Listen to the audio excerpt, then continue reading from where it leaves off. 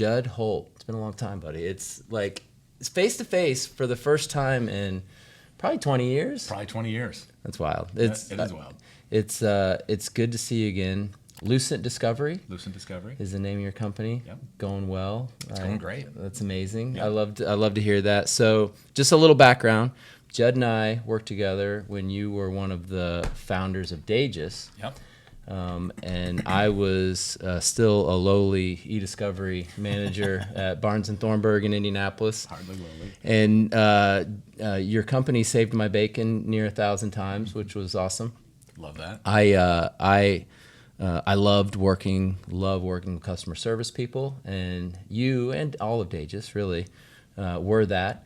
And to you eDiscovery managers out there, the way I ran my shop was very smart. You should continue to do this. I kept the very small projects in-house, and all of the large projects went to Jud, and they took care of everything, and I got to be a quarterback. I sat back and I managed stuff like you're supposed to. Yeah. I did not put my hands in some data, not much data. In and out of summation concordance here and there. I thought I was slick. Yep. They did everything else. So such a great guy. That's why we've stayed in touch all these years. Yep. And continue to root each other on. Yep. And that's what we're doing here. So tell me a little bit about Lucent. Give me a little bit of background on the company. And so Lucent, we started about it's going on 4 years now. Nice. We are kind of a full eDiscovery shop. We offer everything from digital forensics all the way through. I think one of the things that we really pride ourselves on is something you just mentioned, actually, is the customer service. I mean, there's a lot of outfits out there that really offer a lot of the same technology and, kind of various, platforms of project management support and all that stuff. But we really pride ourselves on the support. Yeah. And for us, it's about responsiveness. I mean, I think it kind of comes down to one thing. And if you can be responsive, people feel like they're in good hands. And when that's the case, then you can get all of their business. Yeah. So that's really where we focus. Kind of everything we do is on that support. Yeah. You don't lose many clients. Like once they get in your customer service world, you're able to hang on to them because they know you're going to go to bat for them and figure it out, right? Yeah. This is one of those things that I feel really good about, actually, is that you and I've known each other for a long time. In that time, I've started 3 other eDiscovery companies, and they've all had successful exits, and everything's been great. But the thing that I'm almost most proud of is that I have a client base currently that has been with me at each one of those iterations. Yeah. And I think that what speaks volumes of it is that they follow me. Mm-hmm. They follow my team. And I think they do that because they know that we're going to take care of them. Yeah. So when I get a chance to, refer people out to say, hey, give me a reference. I'm like, I got great references because these people know us. They followed us. They will, do whatever we say. I got a few pages of them. Here you go. That's awesome. That's, it's funny you say that. I was just talking about this last night. So I coach an 11U baseball team, and it's travel. Mm-hmm. It's very cutthroat, these travel baseball things these days. You're out here for volleyball, which I'm sure we'll touch on.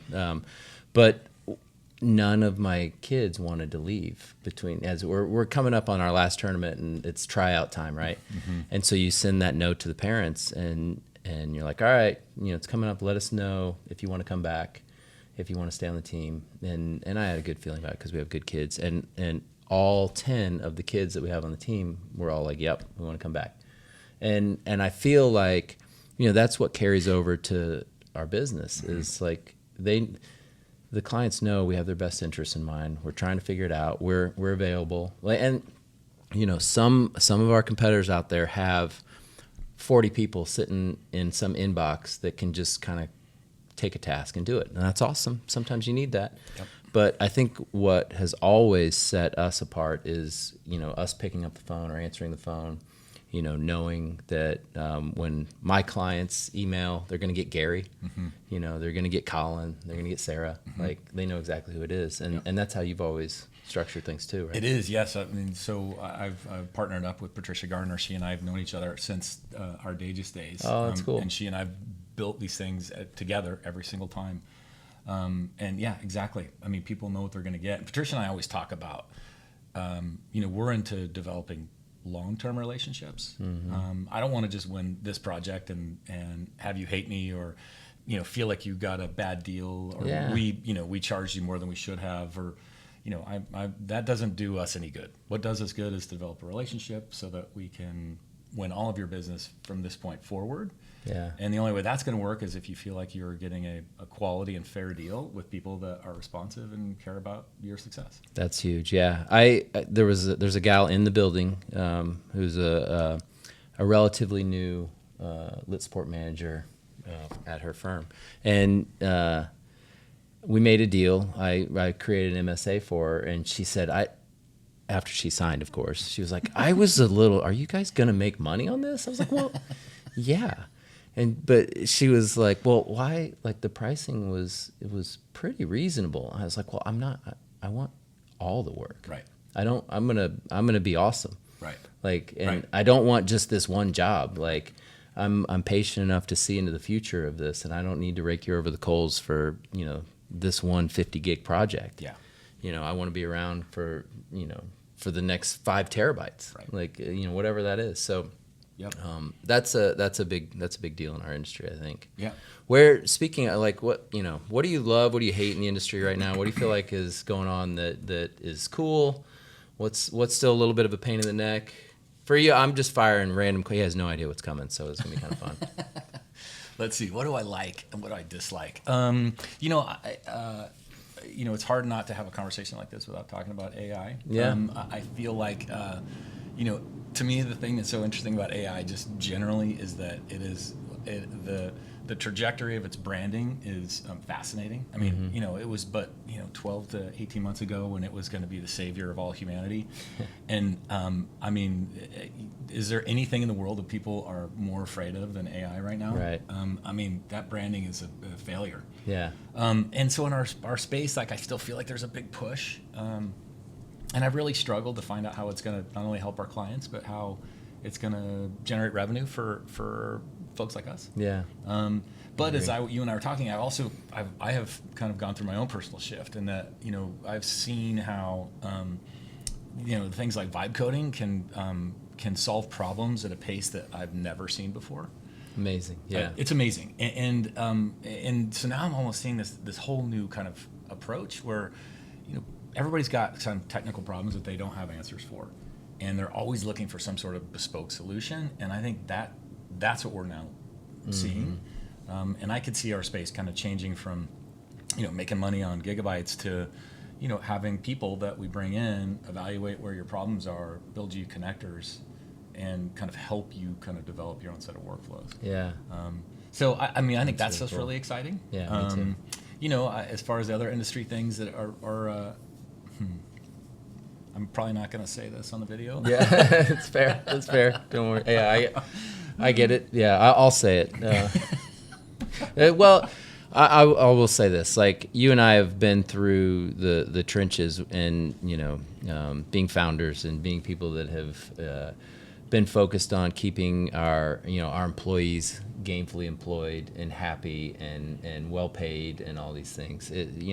It's a struggle, because at the end of the day, that's what it's about. We got a small community of folks that we work with here at Proteus and at Lucent that we love, and we want them to be happy and successful.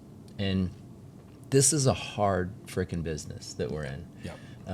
It doesn't get easier. It doesn't, and because there's complex problems that are out there. Yep. And there's a lot of there's a lot of money at stake. There's a lot of people's egos at stake, and I don't know if y'all know this, but attorneys are trained to gripe and get their way, and so we have to figure that out and navigate that, and we're not always right either. Mistakes happen. This is an imperfect business, and so, like, it is hard sometimes when some of the behemoths in the space are taking up so much of, I'll say, the revenue, the spend, it really pinching some of us smaller folks, and That's true. There's a couple of tools out there that, they'll just give a better deal to a law firm than they will me. Yeah. even if it's the exact same amount of data and that sort of thing. So like that, that makes it tricky. And so, but that's it. The other side of that coin, I guess, is it's an opportunity for us to get creative and figure out new solutions.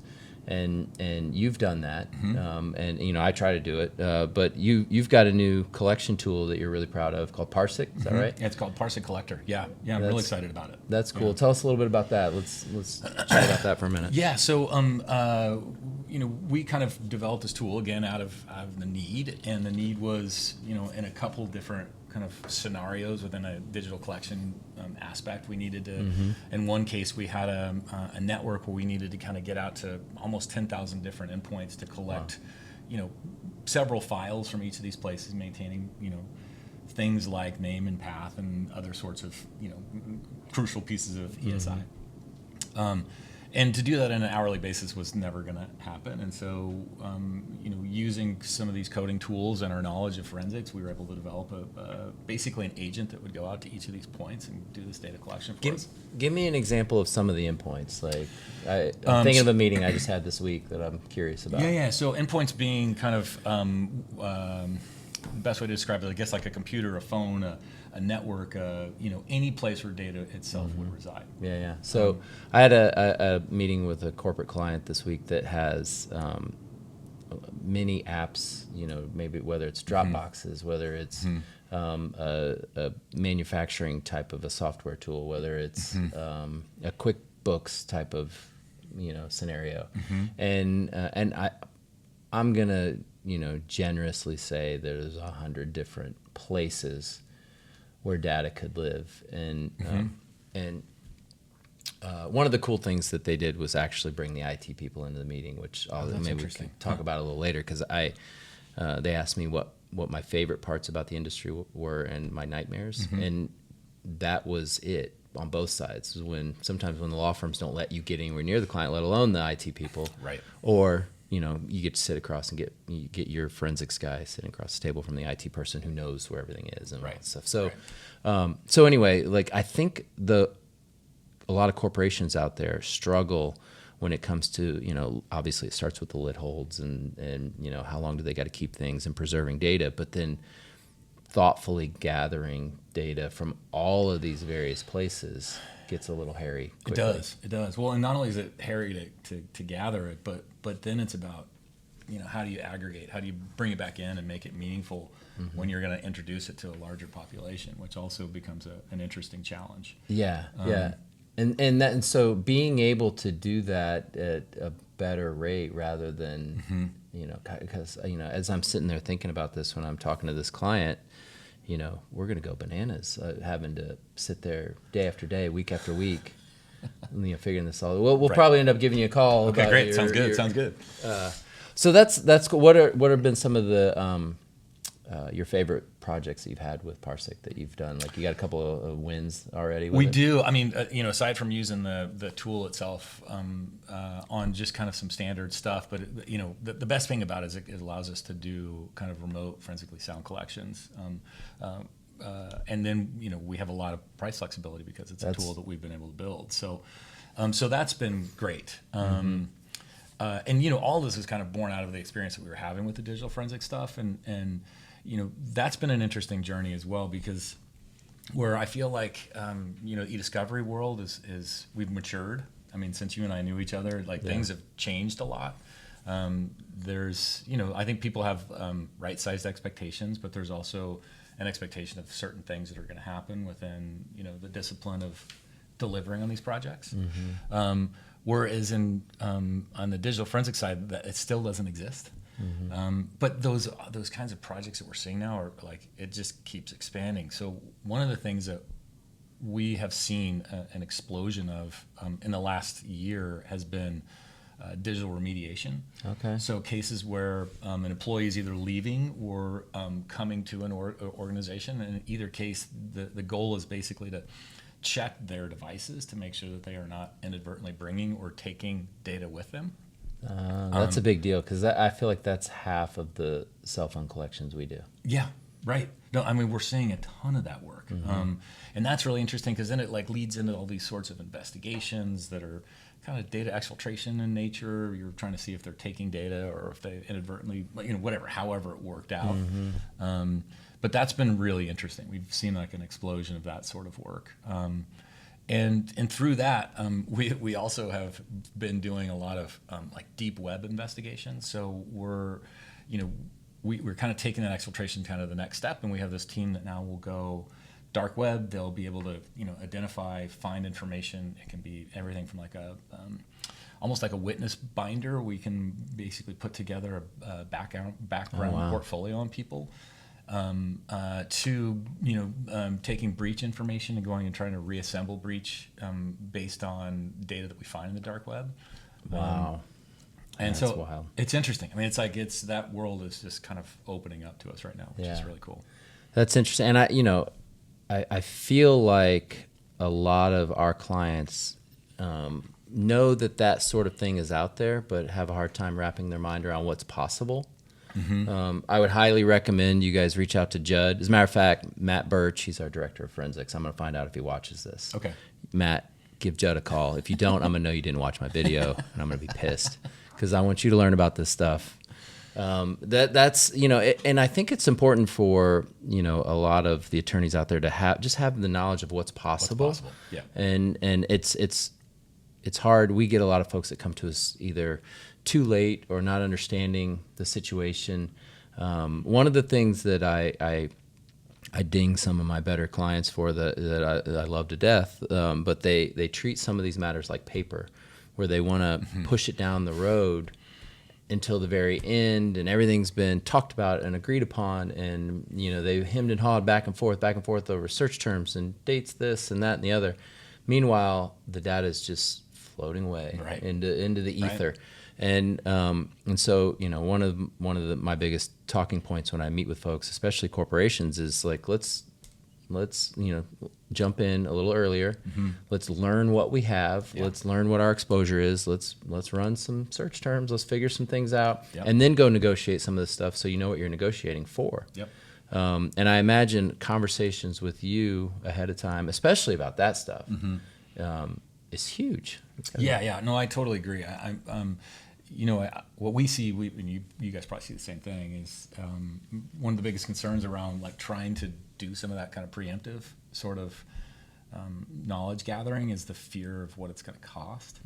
And we've been a huge proponent of like, look, we can make some of this work, right? We can help you figure out ways to at least get some information about what you have in a really cost-effective way. And so that makes that barrier, once that's taken away, then people are like, oh yeah, I guess we should try some of this stuff. And then once you do it, then you start to figure out like, oh wow, there's we have a problem. Yeah, you can definitely get creative about the costs, and still I'll die on this hill, and it's no secret, but the review is the most expensive part of everything that we do, and you can get so much information from forensics, from a handful of searches, from some ECA stuff, before you even get anywhere near that. And it'll allow you to go negotiate. Agreed. One of my mentors here in Indy is a judge here, Judge Mark Dinsmore, and he used to always bring me in super early when we were Barnes together, which I loved. He was one of a handful of guys that was really in tune with that, but he would always negotiate with the opposing side in thirds. And he would say, all right, I'm going to take these search terms that we've been kicking around.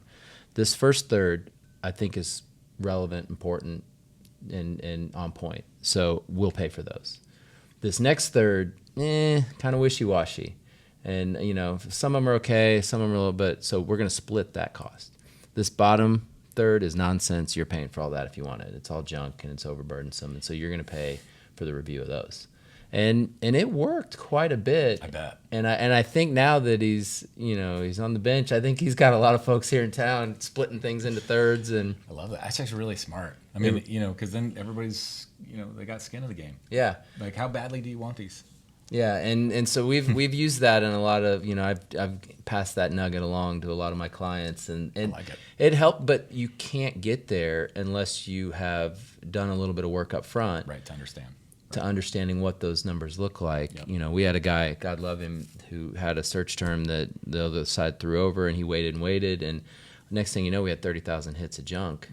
And he had to go back and negotiate again after he had already agreed, and you know, and so yeah, it's funny. We just put out a white paper on this where we had a client who came to us with an absurd number of search terms. I mean, to the tune of like 1,000 search terms. oh my gosh, and it was such a nightmare.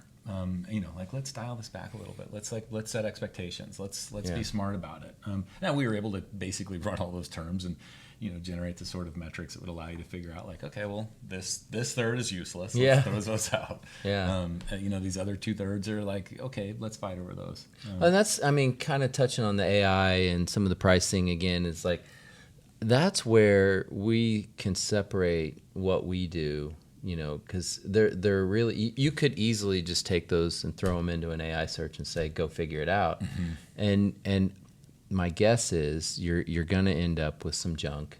You're gonna you know, miss. You don't know what you don't know, right? So you're gonna miss some things. And you know, I've had a case where we spend most of the time just understanding if it worked, instead of time learning about the matter and what's important.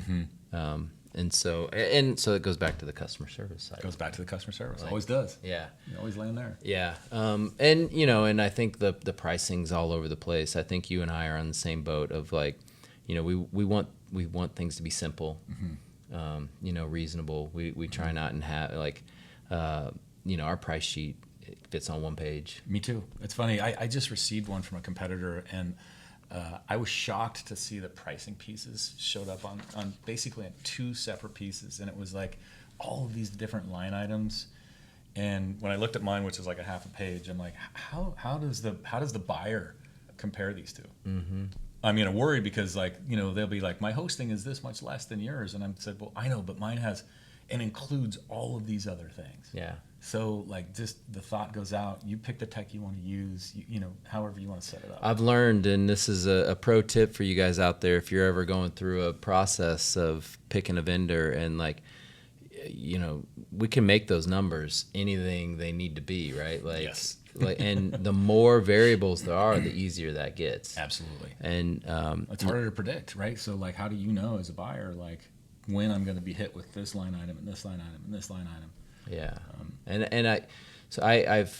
I've got a good client that, you know, I've got a little bit of a love-hate relationship with, but they asked me to send over some pricing and an estimate, but there was no parameters around the project yet. And, you know, and whether it's, you know, number of cell phones and devices and endpoints, or this particular one was doc review. And, like, well, all right, well, how complex is the review? Right. Like, how many fields? Well, I don't know. How many issues? I mean, well, what'd the other guy say? Yeah, totally. Because, you know, you want me to make this look cheap? Yeah, totally. Inexpensive? What do you want me to do? Yep. And so, you know, I think that's where, you know, finding the right people that you trust is key. It's key. Yeah. What I missed? What else do you want to tell us about Lucent and what you have going on? What else can I tell you?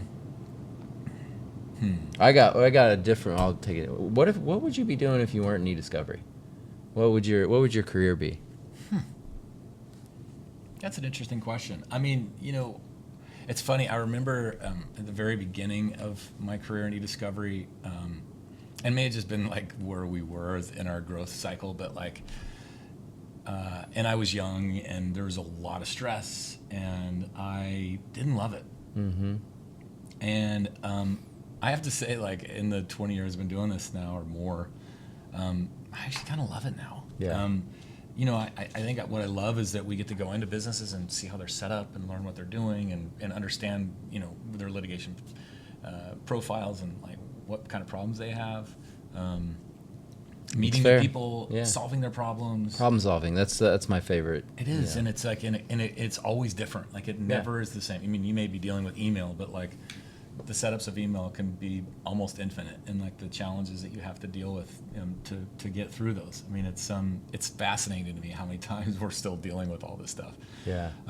So I mean, on that side of it, I really do enjoy it. Also there's a lot of great people in this space too, which is really fun. So, but if I was doing something else, pretty sure I'd be a pro soccer player. Yeah, that's.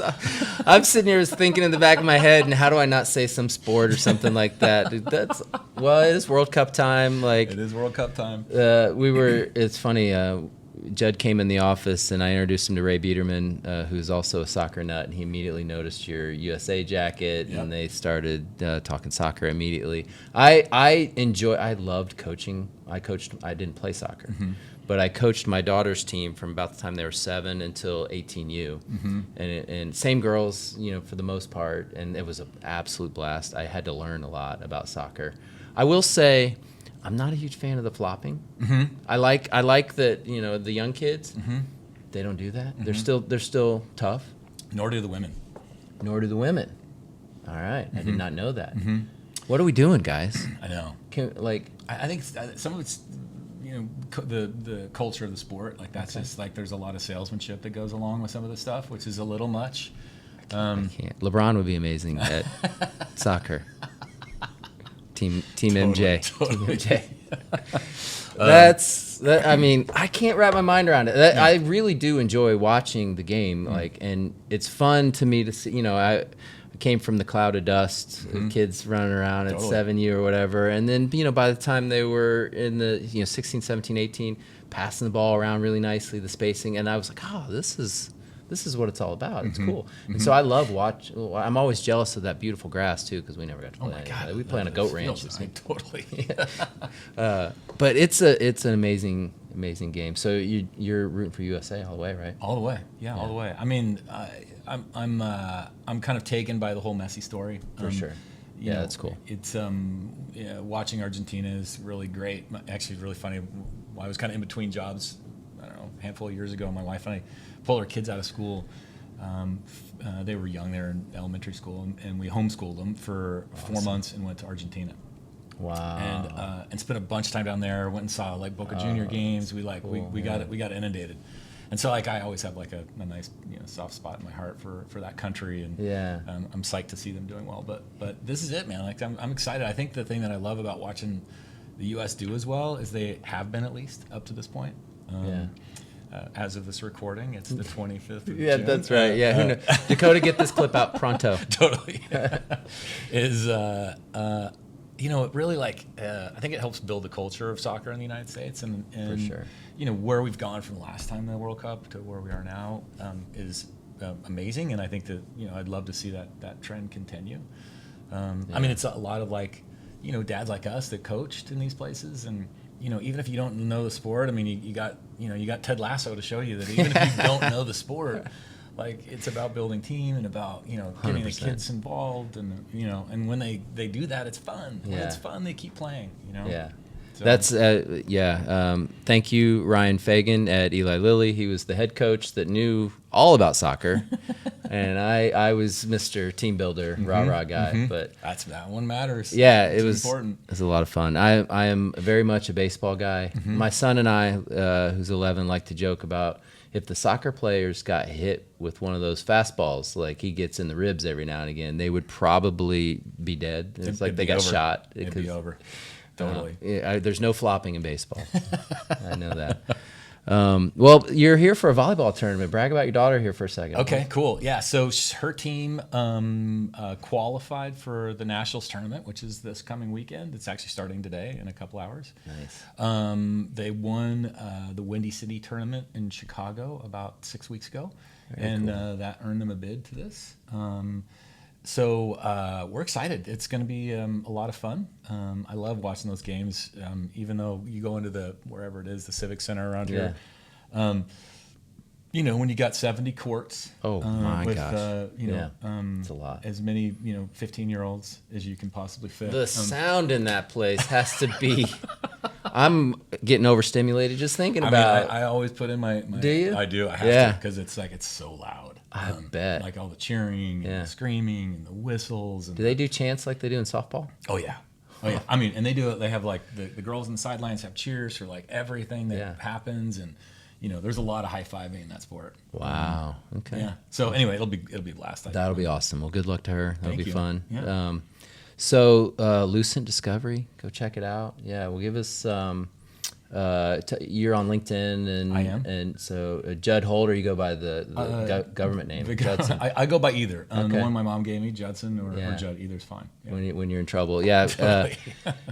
Hit him up on LinkedIn. Reach out to him about forensics and hosting, and you guys are platform agnostic like us. Yep. So yeah, we got a couple we can throw at you. yeah, if you're looking for a great customer service, give my guy Jud a call. Yeah, we appreciate you. Cool. Thanks, buddy. Thanks, Jim. Appreciate you.